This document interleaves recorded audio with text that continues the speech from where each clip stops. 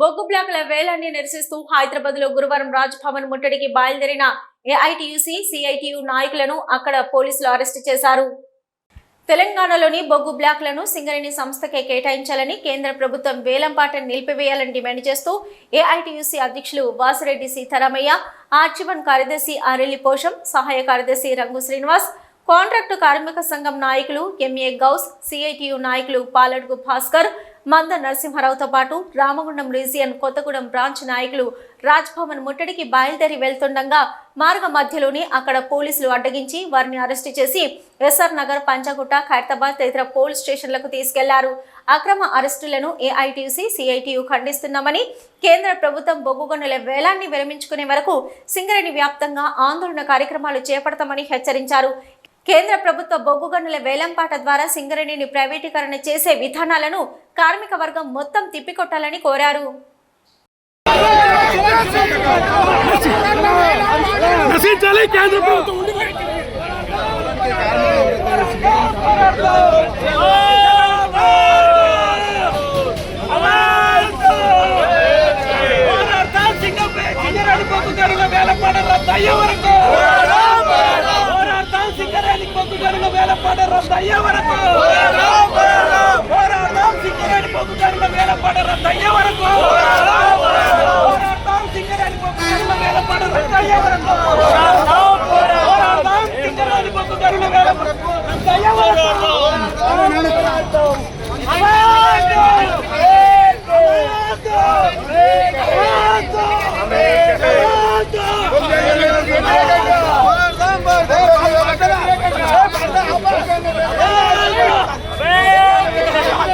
తెలంగాణలో బొగ్గు బ్లాకులు మొత్తము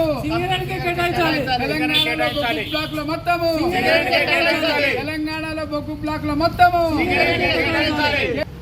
అక్రమ అరెస్టులను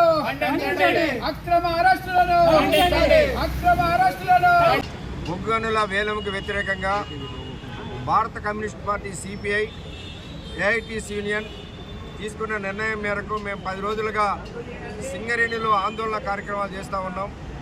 5వ తేదీ నాడు అన్ని కలెక్టర్ ఆఫీసులను కూడా ముట్టడి చేసి కలెక్టర్ల ద్వారా మెమోరాండం ఇచ్చాం. అదేవిధంగా 6వ తేదీ నుండి నిన్న 12వ తేదీ వరకు కూడా అన్ని జనరల్ మేనేజర్ల ఆఫీసు ముందు, హెడ్ ఆఫీసుల ముందు మేము నిరాహార దీక్షలు చేశాం. మేము రాష్ట్ర ప్రభుత్వానికి, కేంద్ర ప్రభుత్వానికి, బొగ్గు శాఖ మంత్రి కిషన్ రెడ్డి గారికి, రాష్ట్ర ముఖ్యమంత్రి గారికి కూడా మేము సింగరేణి కాలనీస్ నుండి మేము మెమోరాండాలు ఇచ్చాం. అయినప్పటికీ కూడా బొగ్గు గనులని వేలంపాట పెట్టి ప్రైవేటు వాళ్ళకి అమ్ముతూ ఉన్నారు. ఒకనాడు సింగరేణి 1945 కంటే ముందు సింగరేణి ప్రైవేటు వాళ్ళ ఆధ్వర్యంలో నడుస్తూ ఉంటే ఆనాడు సింగరేణి కాలనీస్ వర్కర్స్ యూనియన్ ఏఐటిసిని స్థాపించి ప్రైవేటీకరణకు వ్యతిరేకంగా పోరాడి నైజాం నవాబ్ ప్రభుత్వంలోనే సింగరేణిని మేము ప్రభుత్వ రంగ పరిసరంగా తెచ్చుకున్నాం. అటువంటి సింగరేణి గత 60-70 సంవత్సరాలుగా ప్రభుత్వ రంగంలో నడుస్తూ సుమారు 1,00,000 మందికి పైగా కార్మికులకు ఉద్యోగాలు కల్పిస్తూ పరోక్షంగా కొన్ని లక్షల మందికి తోడ్పడుతున్నటువంటి సింగరేణిని ఇవాళ కేంద్ర ప్రభుత్వం, నరేంద్ర మోడీ గారి ప్రభుత్వం ప్రైవేటీకరణ చేయడం కొరకు బొగ్గు గనులని వేలంపాట పెడతా ఉన్నారు.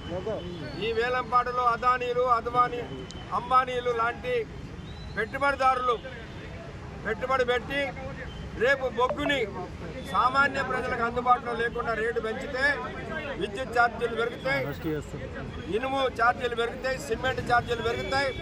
సామాన్యుడికి ఈ దేశంలో బతికే పరిస్థితి ఉండదు. కాబట్టి బొగ్గు గనులు కేవలం కార్మికులే కాదు, దేశ ప్రజలందరికీ కూడా నష్టం జరుగుతుంది. కాబట్టి ఈ ప్రైవేటీకరణ చేయొద్దని మేము ఈ యొక్క పోరాట కార్యక్రమం కేంద్ర కార్మిక సంఘాలు అన్ని కలిసి మొత్తం రాజభవన్ ముట్టడి చేయాలని చెప్పేసి నిర్ణయం తీసుకొని చాటరంతా కదిలిస్తూ ఉంటే ఎక్కడికక్కడ కార్యకర్తలందరినీ, అన్ని యూనియన్లు వాళ్ళందరినీ కూడా అరెస్ట్ చేసి ఈ రోజు పోలీస్ స్టేషన్ లో పెట్టడం జరిగింది. మేము ఎందుకు ధర్నా చేయాలని చెప్పేసి అనుకున్నాం.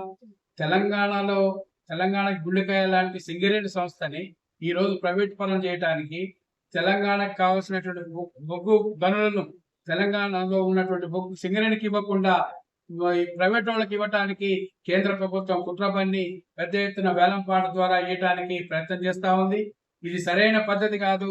సింగరేణి వల్లనే ఈరోజు మొత్తం తెలంగాణలో కరెంటు తక్కువ ఉత్పత్తి తయారు చేయడం కానీ, అట్లాగే బొగ్గు కూడా తక్కువ ధరకు ఇవ్వటం కానీ, తద్వారా రాష్ట్రంలో ఉన్న రైతులకు ఉచిత విద్యుత్ ఇవ్వడానికి, అట్లాగే ప్రజలకు తక్కువ కరెంటు రేటుకి ఇవ్వడానికి, ఉచిత కరెంటు ఇవ్వడానికి కూడా, అట్లాగే ఇండస్ట్రీస్ కూడా తక్కువ రేటుకి ఇవ్వడానికి, కార్మికులందరికీ భవిష్యత్తు దృష్ట్యా ఈ యొక్క సింగరేణి సంస్థ కొత్త ఉద్యోగాలు తెలంగాణ వస్తాయని చెప్పేసి తెలంగాణ ప్రజలు ఆశించారు. ఇంత పెద్ద సంస్థలో మొత్తం నిర్వీర్యం చేయడానికి కేంద్రం కుట్రబడింది. అందులో రాష్ట్ర ప్రభుత్వం కూడా భాగస్వామి అవుతా ఉంది. ఇది సరైన పద్ధతి కాదు.